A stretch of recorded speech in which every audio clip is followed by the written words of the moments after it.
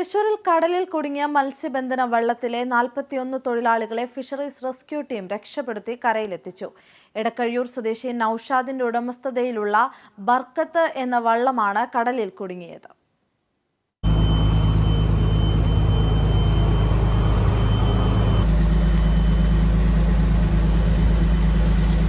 ഇന്ന് രാവിലെയായിരുന്നു സംഭവം. 41 തൊഴിലാളികളുമായി മത്സ്യബന്ധനത്തിന് പോയ ബർക്കത്ത് എന്ന വള്ളമാണ് എഞ്ചിൻ തകരാറ് മൂലം കടലിൽ കുടുങ്ങിയത്.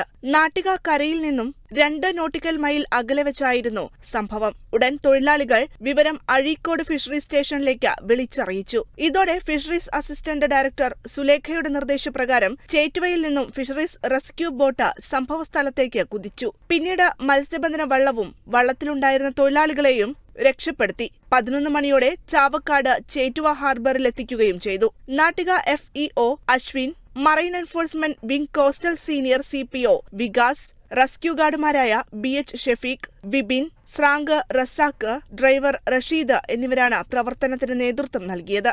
Kerala vision news, Thrissur.